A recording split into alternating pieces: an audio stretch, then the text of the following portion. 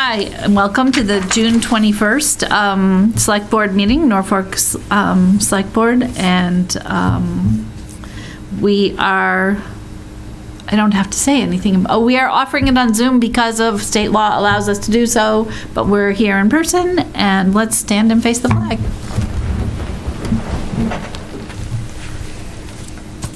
I pledge allegiance to the flag of the United States of America and to the republic for which it stands, one nation, under God, indivisible, with liberty and justice for all. Thank you very much, and we're going to start by going into executive session. Does somebody want to read the motion? Kevin, you want this one or you? I got it. I move that the board enter into executive session under MGL Chapter 30A, subsection 21A2, to conduct strategy sessions and preparations for negotiations with non-union personnel to participate. The board will return to open session at the conclusion of the second executive session. And just so folks know, we're going into executive session because a public meeting would have a detrimental effect on the negotiating position of the public body. And I need to poll the board individually. I have to second. Oh, you have to second. You jumped my wave. Sorry. Gotta work that out before we go surfing together. I'm not a big servant of Second. balance. All right, and then we have to poll the board individually, and they vote aye that we agree to go into executive session. Anita Mecklenburg, aye. Kevin Calcutt, aye. Carolyn Van Tyne, aye. And now we're in. There's a lot of people in the.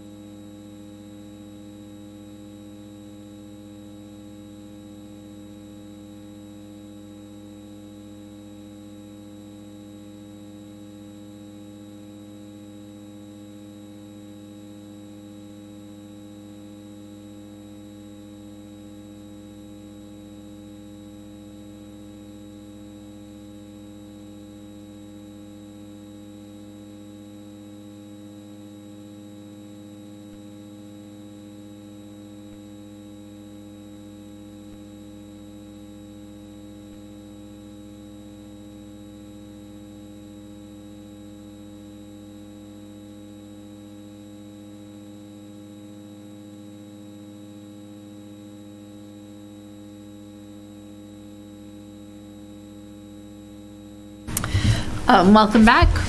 Now we're back. Welcome back. We're back from executive session for this June 21st Select Board meeting, and we are going to start with the opportunity for public comment, where anybody who has something to comment about can talk to us for 3 minutes at their leisure within 3 minutes. And we welcome anybody to wave their hand or speak up. Nobody? All right, moving on is please consider the approval of extending the Class 2 auto license for Carvana. Yes, so last December, you took up this license amongst all of the others for Class 2 sale of used cars. And we had, staff had identified that when we'd done the walkthrough of property leading up to that, came to understand that the zoning for a limited car use sales there allows for only one commercial vehicle, and at the time they had 16. So the board voted to extend their license to this June 30th so that they could submit the application to the ZBA to get a variance to that. It took them a little longer than expected, but they did get that in, and the ZBA met last week. And the request is to actually, they now have more like 34 vehicles that may come or go or be there at one time, and they are continuing to grow, and then actually discussed with the ZBA going up to 45. So in your packet is an email from the town planner indicating that the ZBA, they polled informally last week, and there's support for that. He's going to be writing up the decision for them to vote on in their meeting in July. So if you're amenable to that, the motion in your packet is to extend the license to December 31st, so it gets back on cycle, and to allow them to have, allow that, provided that the ZBA does approve the variance at their next meeting. I remember from our conversation, and maybe I don't remember, I think I remember some kind of conversation about a fence. A fence necessitated the separation of the vehicles from, no? So you're correct. They had been parking them out in front of the fence overnight, which was a violation. So we did work through that. I don't drive by there regularly, but my impression is that they are doing a much better job of keeping things behind the fence, so that is adhered to. The vehicles you see out front, especially during the day, are ones that employees come to work, park their personal vehicle, go get a vehicle, and they're dropping off or picking up cars all over the area. Thank you. Any questions? None for me. I know that before we had a discussion about them leaving the large 18-wheeler there overnight sometimes, but it seems like that has been resolved to a point where everybody feels comfortable. I haven't heard that it's a problem, yeah. Perfect. Okay. Thank you. I don't have any questions either. So with that, I would move that the board vote to extend the Class 2 auto license for Carvana LLC to expire on December 31st, 2022, subject to the approval of a variance by the ZBA to increase the number of commercial vehicles allowed on the site. Second. All those in favor? Aye. Aye. Number 3, thank you for your work on that, Clay. Number 3, please consider approval to extend the memorandum of understanding for the Metacomet Public Health Alliance. Thank you. So, as you recall, the town, along with Rentham and Franklin, won a 3-year grant from the state to improve public health excellence in our communities. And last year, we asked you to approve a MOU as to how the group works together. It's kind of a precursor to us, perhaps in the future, actually forming a more permanent entity such as the MEC for public health. The one that's in your packet now, we did it for 1 year because we were just getting our feet wet, just getting underway, and things are going really well. The nursing component is established through the COA. We brought on an employee who's been handling the food inspections and housing issues for public health, and he's actually going to be transitioning to taking over the Title V septic work, the environmental work, because the consultant we've had for a number of years is retiring and getting out of the business. and we have also since found a guy to backstop him. So it's really coming to be what we hoped it would be, and so we're asking that the board vote to extend this MOU through the end of the 3-year grant period, so for 2 more years till June 30th, 2024. The change that's in here is, since we did this last year, the state also awarded monies for an epidemiologist that's based in Franklin, though does support us as well. That's paid by Franklin. It really has no impact on Norfolk. And of course, the extension of time frame. I wouldn't suggest we go any longer than that, because going to want to see if all the 3 towns win an extension of that grant for a further 3-year period. There was a possibility of, I think, 3-year extensions. But like I said, we're absolutely thrilled with how it's going. Hope that residents are too, and recommend the extension. Are Rentham and Franklin equally as pleased? Yes. Yep. We've all been able to improve our services that we offer residents. Rentham, like us, had a very part-time person doing food inspections, and not only do we have a person dedicated to these things, to the hours a week that we need, but we've added like a software, a system for, it's easier for restaurants to do inspections. It's all online, and also more readily able to address, say, a housing issue when they come up. When they come up, they come up. And, you need to be on top of them when they do. And so all of that has gotten better. And I think the next steps are to work towards being more involved with the regional emergency planning for health. We haven't really worked on that much because I haven't had someone to dedicate to it. That's kind of coming next. So. Any questions? No. Questions, Kevin? None from my end, thank you. That sounds fabulous. Is it my turn? I think so. Move that the board vote to approve the extension of the Memorandum of Understanding for the Metacomet Public Health Alliance to June 30th, 2024, and authorize the chair to execute the document. Second. All those in favor say aye. Aye. So when Rentham and Franklin have their similar meetings to approve it, they'll circulate a version for all 3 signatures to include yours, which is why it's not in here tonight. Thank you. Agenda item number 4, please consider reappointments to various boards and committees. So we did the majority of them last time. There's 3 new ones on this version, which are an Energy Committee reappointment, the Municipal Hearing Officer for the Fire Department. Scott held that role, but with him retiring, he obviously can't do that anymore. Carol Green has offered to step back in. Thank you very much, Carol, to take over that role. And really there hasn't been anything needed. Hope it stays that way. And then there's a CPC reappointment of Paul Terrio.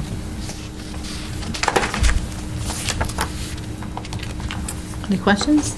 None from my end. Nope, none for mine. None for mine either. So with that, I move that the board vote to make the appointments to committees for the period beginning July 1st, 2022. All those persons highlighted in yellow on the appointments sheet. Second. All those in favor say aye. Aye. Thank you for the color coding, Amanda. That's all Judith. Oh, tell Judith Thank that you. we enjoyed the color coding. I will. Thank you. Agenda number 5, please consider awarding the various procurement contracts. What? So we have 2 that the town needs and we're expiring this year. Leachate removal services, which is the tank of stuff that comes out of the closed landfill at the DPW, and then catch basin cleaning and removal as part of our stormwater efforts. DPW put both of those out to bid. Copies of the results are in your packet. We only received 1 bid for each. Leachate removal, there's just not very many people in that business, and this is a firm we've been dealing with for a number of years. Unfortunately, their price did go up by a little bit from last year, which I'm sure that we'll be able to manage budgetarily.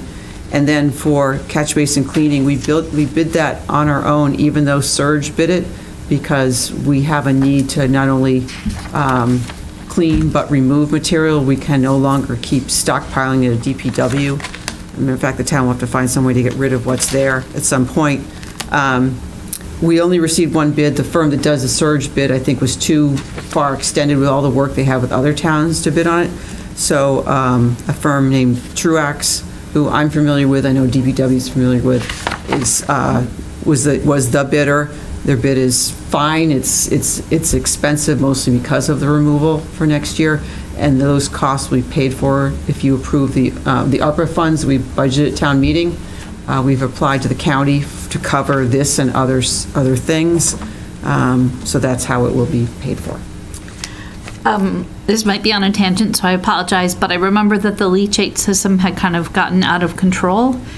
It ballooned in terms of its cost to us, and I think there were some remedies in place. Has that been That was resolved? fixed, oh goodness, could be a year ago now. There was basically a pipe that was allowing water, not necessarily leachate, to get into the system and causing it to need to be pumped where often. That was an easy in-house. Staff figured out how to fix that, and it's not been a problem since. Thank you. Any questions? Nope. Questions? Nope. I don't have any questions either. All right, in that case, I move that the board vote to award a contract for leachate removal services to Wastewater Services Incorporated and a contract for catch basin cleaning and removal services to Truax Corporation, both for a one-year period to June 30th, 2023, and authorize the town administrator to execute the contracts. Second. All those in favor say aye. Aye. Aye. Number 6, please consider declaring a state of, I thought it said war. Please consider, let me try again, declaring a state of water supply conservation, which is way better than war, way better. Yes. So since it's been a nice spring, as someone was commenting earlier, we haven't had a really hot spell yet. We haven't had to do this, and Amanda assures me that she'll remember, even if I don't, to do this a little earlier in the calendar year next year, to impose the restrictions, some of the restrictions that we have in our bylaws to manage our water supply. With a few hot days we had, water use jumped up again to over 600 gallons a day, 1,000 gallons a day. That's can be tough for the town's wells, even with a new one coming online, to manage. And so reminding people that they can only do handheld watering, no filling the swimming pools, no sprinkler systems is important. We have a new alert system on our new website, and there's going to be a pop-up for the summer that says, don't do those things. So trying to be a little more, make people more aware. So I would ask the board to vote these restrictions again this year. Thank you. Any questions? No, just to reiterate that we do this every year. I don't think that we had any consideration for something like this in place, so it's not.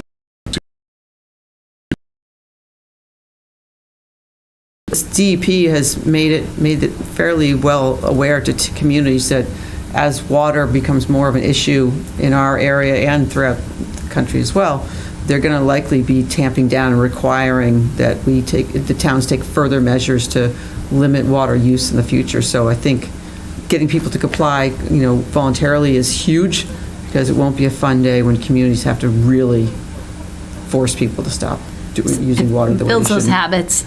And it, Yeah, and please. it even affects what kind of plants you choose to buy and those Yeah, kinds of things. Water exactly.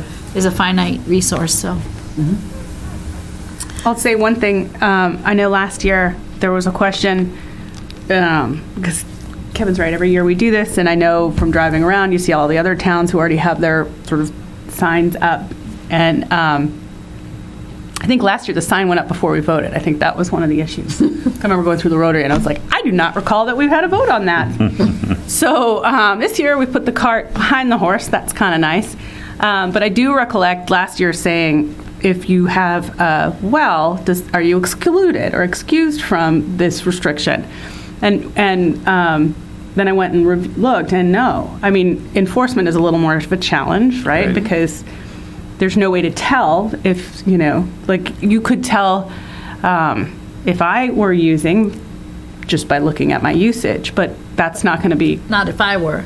And so it's the good doobie system, but interesting. The pop-up that I wrote for the website says what the requirements are, and then says we would encourage people with private wells to follow the same restrictions. hopefully trying to be nice about, hey, affects us all. Only a certain amount of words to work in, so I had to wordsmith it a bit, but. Because I had always thought that was one of my reasons for wanting a well. It's like you could just continue to, but it's still, obviously, it's coming from the same, Exactly. still coming from the ground. So that's it. So is it my turn to move, or is it Kevin's? I think it's my turn. You go, Kevin. I move that the board declare a state of water supply conservation through September 2022 and impose the following restrictions: only handheld watering, no automatic sprinkler systems, no filling of swimming pools. Second. All those in favor say aye. Aye. Number 7, please consider approval of an ADA sidewalk plan. So in January this year, we had a joint meeting with the planning board to review the evaluation, self-evaluation and transition plan. And we put it out for public comment on the website, and we received no comments. Like the public facilities plan, it's important to adopt this and have that done as far as a step in the town's progress.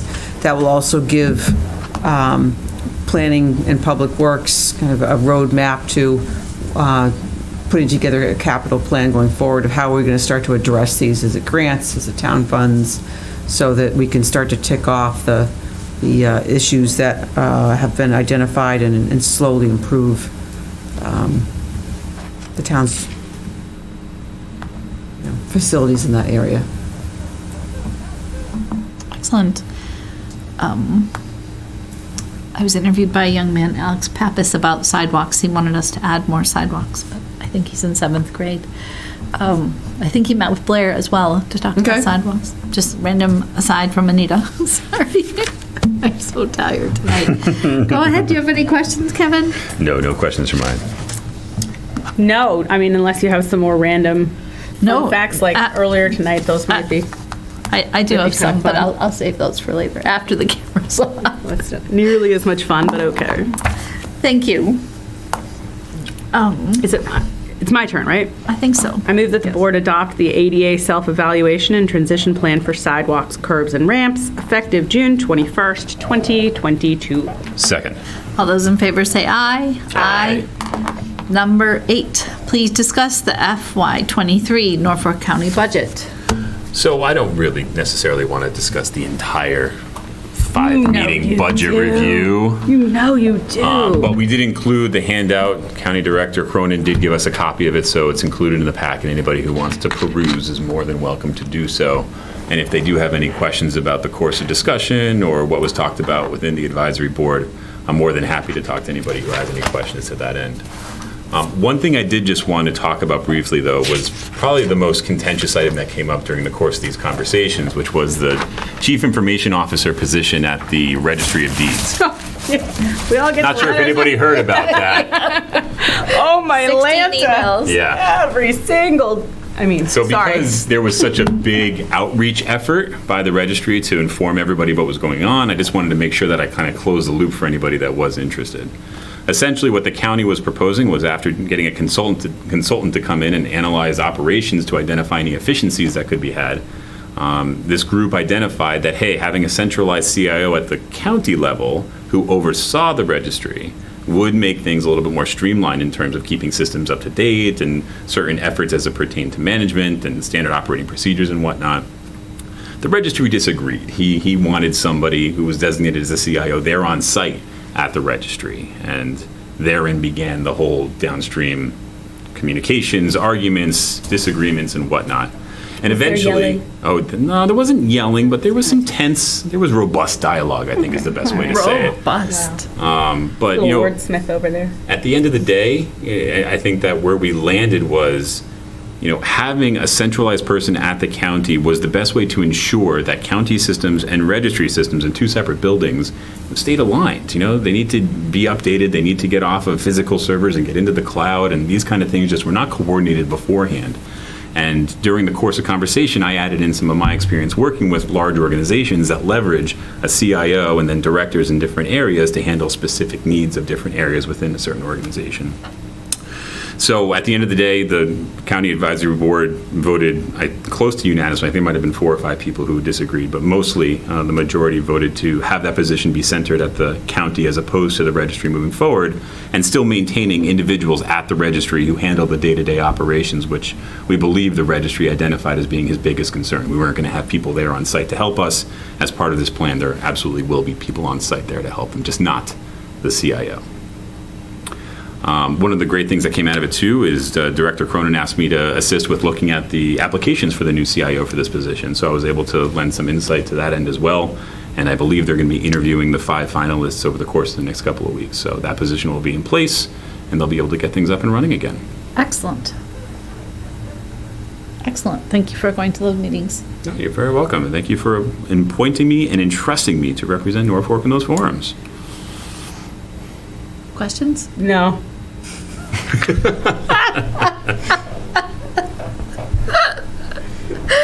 Okay, this is just a discussion item, so we don't need to vote. Is that correct? Correct. Is there any other news you want to share with us on this item? No, that is just about it. Awesome. That gets us down to number 9, administrator updates. Just 2 things, playing on the county theme. We did submit, I submitted our first project to the county, which was for the amount of money in our budget this year for stormwater to do catch basin cleaning, street sweeping, and all of the outside services by a consultant to keep moving forward on meeting our MS4 goals. We've been through the first process of a check-in with their auditor. I'm waiting to hear on the next step to make sure that gets approved so this work can begin in July and get done over the next year. So that's in process. And then planning to go live with a new website this week. So you can still get into it, the link I sent you, and you can see where it's at today. We're slowly, every day we're adding things, changing things, so almost there. Looking forward to that. Excellent. Yeah. See a vision of my younger self. Well, we can change it every day. If you want to change a picture, just need to get it to Amanda and she can swap it out. Might be a good way to direct some traffic. Anita's daily picture. Anita's updated. Yeah. Oh, look, she looks even more tired today. No, thank you for doing that. I'm excited to have the new website. I think that's super awesome, and it makes everything more accessible for Norfolkians. Is that a word? Yeah. Norfolkians. So I think that's awesome. Thank you. Yep. Thank you. It's been a fun project to work on. Number 10. Is it my turn? Sure. Sure, what the heck. I don't know that it needs to, I just moved the board approved 7 warrants for the period of June 7th, 2022 through June 17th, 2022 as printed on the agenda for this meeting. Second. All those in favor say aye. Aye. And then I move that the board approve the regular meeting minutes of March 1st, 2022. Second. All those in favor say aye. Aye. Aye.